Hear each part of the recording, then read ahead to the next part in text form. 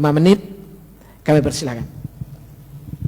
Baik, terima kasih banyak Pak Yai. Bismillahirrahmanirrahim. Assalamualaikum warahmatullahi wabarakatuh.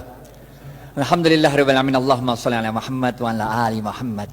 Bapak Ibu sekalian, saya 10 menit aja karena ada acara di rumah, banyak tamu, ada 150 orang. Jadi kita mesti kabur habis ini. Ketika Abdurrahman bin Auf hijrah dari Mekah ke Madinah, ini ngelanjutin ceritanya kayak Khalil nih, ceritanya kayak Khalil, lanjutin dah. Ketika Abdurrahman bin Auf pindah dari Mekah ke Madinah, nggak bawa apa-apa, padahal beliau adalah seorang pedagang yang sukses, yang hebat. Tapi sampai Madinah nggak punya apa-apa karena cuma bawa badan sama baju yang di badan doang, bener gak? Oleh Rasulullah SAW, Abdurrahman bin Auf dipersaudarakan dengan seorang dari kaum Ansar, yaitu Sa'ad bin Rabi. Apa kata Sa'ad bin Rabi kepada Abdurrahman bin Auf? Sa'ad bin Rabi mengatakan, ya Abdurrahman, ini saya punya harta, kita bagi dua dah. Ini ada rumah, bagi dua, satu buat saya, satu buat ente. Ini ada kendaraan, bagi dua, semua bagi dua. Bahkan waktu itu Sa'ad bin Rabi mengatakan, saya punya istri 2. Pilih yang mana dah? Ente boleh buat ente 1, benar gak?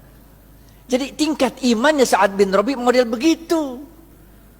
Dan tingkat imannya Abdurrahman bin Auf bukan kayak kita. Kalau kita dibilang begitu, kita bilang apa tuh? Alhamdulillah wa syukurillah, ente emang baik banget Sa'ad, benar gak? Tapi Abdurrahman bin Auf begitu itu mengatakan, ada yang tahu jawabannya? Gocap kalau bisa nih, angkat tangan, gocap kalau bisa. Abdurrahman bin Auf mengatakan, terima kasih banyak ya Sa'ad, mudah-mudahan Allah memberkahi keluargamu, mudah-mudahan Allah memberkahi hartamu. Tunjukkan aku di mana? Pasar. Gocap.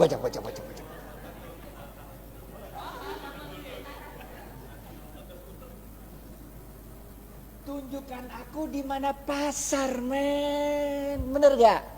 Harta mah insya Allah der, Allah yang ngatur rezeki, yang penting lu usaha, bener gak? Yang penting usaha. Udah, tunjukin pasar sama Sa'ad, jalan berdua ada tuh. Ngelengkapin kisahnya Kiai Fikri Bareno juga nih. Jalan, Sa'ad nanya, si Abdurrahman bin Auf nanya sama Sa'ad, ini pasarnya siapa ini Ad katanya? Orang Yahudi katanya. Di depan pasarnya ada tanah kosong, ditanya lagi, Ad, ini tanah kosong punya siapa Ad katanya? Punya aneh kata Sa'ad. Udah Ad, kita jadiin pasar katanya. Bagaimana caranya? Udah tenang dah. Orang kalau jualan di pasarnya Yahudi itu suruh nyewa lapak. Lapak tuh sewa, bener gak? Sedangkan Abdurrahman bin Auf itu tanahnya Sa'ad bin Rabi dipatok-patok, dijadiin itu lapak-lapak, kan nyewa. Kaum muslimin silakan jualan aja di sini. Kalau untung bagi hasil. Ngerti gak? Lah itu kaum muhajirin yang pindah kan nggak punya harta yang dibawa, bener gak? Jadi kalau suruh bayar sewa kagak sanggup, bener gak? Jualan aja dulu, benar gak? Kalau untung bagi hasil nih. Itu sebabnya ekonomi Madinah mulai tumbuh. Seorang sahabat waktu itu datang kepada Rasulullah SAW, ya Rasulullah, kami ini dagang untungnya kecil, sedangkan orang-orang Yahudi dagang untungnya besar, sama-sama di Madinah nih. Nabi kaget, kok bisa begitu? Barangnya sama katanya. Kok bisa orang Yahudi untungnya gede, kalian untungnya kecil? Para sahabat menjawab, kami kalau dagang ngikutin caramu berdagang ya Rasul. Rasul tambah kaget lagi lah. Bagaimana caranya? Kami kalau dagang jujur. Kalau orang mau beli 1 kilo, saya nggak ngurangin timbangan, tetap 1 kilo. Kalau mau beli 1 meter, tetap 1 meter, nggak ngurangin ukuran. Sedangkan orang Yahudi kalau dagang curang, ngurangin timbangan, ngurangin ukuran, makanya labanya untungnya gede, sedangkan kami untungnya kecil. Udah jujur belum tuh? Udah jujur kan? Apa kata Rasul? Cara kalian berdagang salah. Maukah aku beritahu bagaimana cara berdagang yang benar? Rasulullah SAW mengatakan, kalau ada orang mau beli, ente jangan kurangin, ente lebihin. Ngerti gak? Zaman saya kecil tuh, kalau orang jual kacang tuh, habis di sendok 2 biji, ditambahin dikit, biar anget. Ngerti gak? Kalau jual duku tuh, habis ditimbang, tambahin dikit, biar anget. Bener gak? Jual daging, potong tuh, habis itu tambahin dikit, biar anget. Tahu gak? Apa yang kejadian? Orang-orang yang biasa belanja di pasar Madinah, orang Yahudi, sekarang pindah ke tempatnya orang Muslim. Karena pertama, orang ngomong dari mulut ke mulut. Kalau belanja di pasarnya orang Islam aja enak, 1 kilonya berat. Kalau tempat orang Yahudi 1 kilo enakan pasar orang Islam kalau 1 kilonya banyak, kalau tempat orang Yahudi 1 kilonya dikit. Ini rahasia yang pertama. Rahasia yang kedua, Tiap kali dia jualan kan berarti dia sodakoh, ngelebihin, bener gak? Kalau sodakoh ente ngundang barokahnya Allah. Paham gak? Jadi Bapak Ibu sekalian, ini kita tarik dua pelajaran penting. Yang pertama, kalau bisnis jangan curang. Ngapain bisnis curang? Bener gak? Kita orang Islam men, kalau ente orang Islam sholat tapi bisnis curang, enggak oke. Yang pertama nih, bisnis jangan curang, jangan ngurangin timbangan, jangan ngurangin hak pembeli. Yang kedua apa? Yang kedua, kalau bisnis itu banyakin sodakoh, ngejar barokah. Makanya kita diajarkan oleh Rasulullah SAW sebuah doa yang sangat ada yang tahu doanya? Doa mau makan, doa mau makan, doa mau makan, doa mau makan, doa mau makan. Woi gocap woi, ya bu.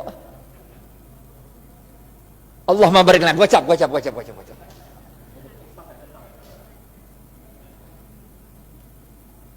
Makanya kita diajarkan oleh Rasulullah SAW, Allahumma barik lana fima rozaqtana wa qina azabannar. Wahai Allah, berkahilah seluruh rezeki yang Engkau berikan pada kami dan jauhkan kami dari siksa api neraka. Ini doanya begini nih. Paham gak? Jadi kalau bisnis mau sukses, pertama ente kudu jujur. Tapi jujur aja kagak cukup, kita juga harus cerdas, harus fatonah, harus tabligh, benar ya? Ente jujur tapi bego, ya udah ente selamat dunia tapi ente senep. Ente harus jujur, cerdas. Dan jangan lupa apa? Cari barokahnya Allah. Karena Rasulullah SAW mengatakan dalam sebuah hadis, bapak-bapak nggak ada yang nunjuk nih, gocap. Khairun nas anfa'uhum, gocap. Ini dari Ustadz nih, halal atau ibah nih.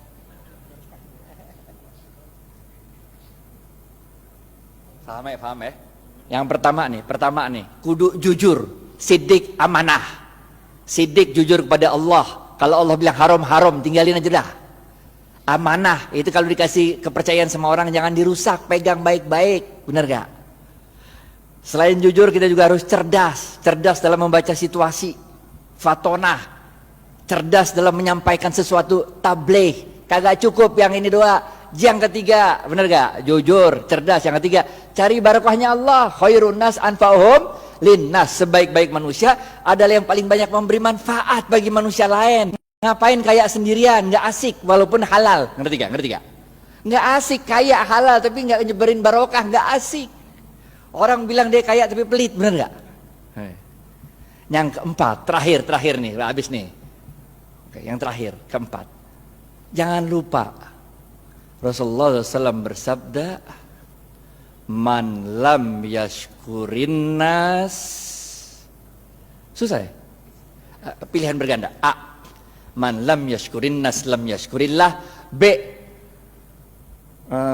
man lam. A atau B? A.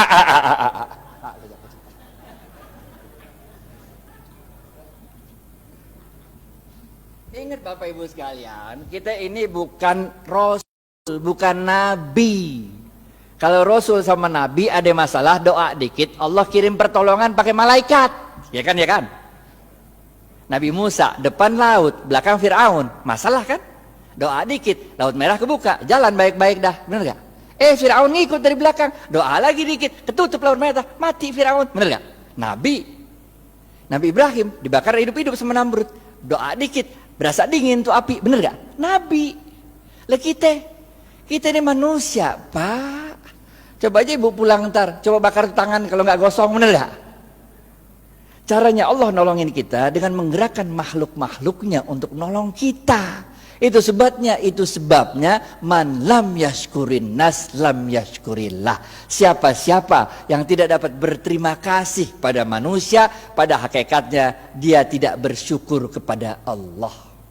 Nih nomor 4. Ente sukses bisnis, ente jangan merasa sukses itu karena diri ente, tapi karena Allah menggerakkan makhluk-makhluknya supaya kita sukses. Emang bisa hidup sendirian?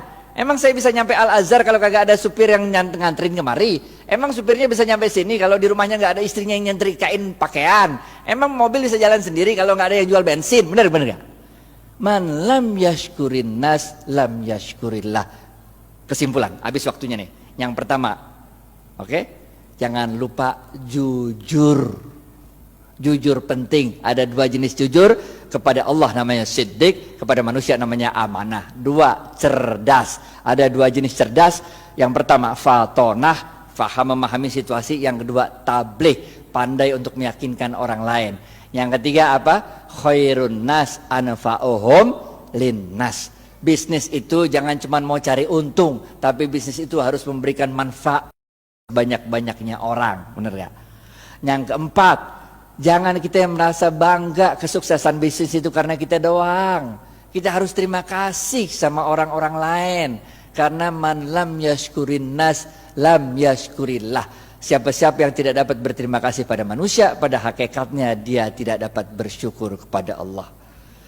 Maka dalam tempo yang singkat, dominasi ekonomi Yahudi di kota Madinah dapat dipatahkan oleh kaum muslimin. Bagaimana dengan kita di Indonesia? Nanti kita serahkan ke Khalil Ridwan untuk yang membahas. Pokoknya nggak usah nunggu kita sempurna dah. Yang bisa jalanin gitu aja dah. Karena kaidah fikihnya berbunyi ma la yudraku kulluhu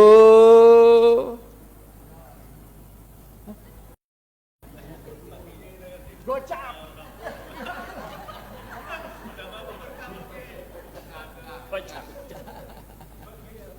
Ma la yudraku kulluhu la yudraku kulluh. Kalau engkau tidak dapat melakukan kebaikan itu 100%, jangan engkau tinggalkan kebaikan itu 100%. Jangan nunggu sempurna baru kita lakukan. Lakuin dulu, nggak usah nunggu tajwid, makhraj sama tahsinnya benar. Jangan nggak usah, sholat aja sholat, benar gak? Nggak usah nunggu kita sempurna baru kita jalan, nggak usah, jalanin aja dulu dah. Karena dalam sebuah hadis qudsi Allah mengatakan, amalkan apa yang engkau ketahui, niscaya akan aku beritahu apa yang tidak engkau ketahui. Jalanin aja, jalanin. Karena barokah fil harokah. Barokah itu adanya dalam harokah, dalam pergerakan. Jalanin aja, kayak Siti Hajar lari dari Safa ke Marwah, bener gak? Itu kan lucu, coba dari Safa Marwah lari-lari 7 kali bolak-balik, kagak ada air, bener gak? Yang nemuin air siapa? Ismail. Yang capek lari siapa? Hajar. Nggak penting men siapa yang nemuin air, bener gak? Yang penting inna sofa wal marwata min sa'airillah. Dicatat sama Allah usahanya Hajar itu, dicatat sebagai min sa'airillah, tanda-tanda kebesaran Allah. Nggak penting kalau kita usaha tuh bahwa kehebatan usaha kita itu dinikmati oleh kita, nggak penting. Bahkan ketika besok pun mau kiamat, kalau punya bibit lu tanam, ngerti gak?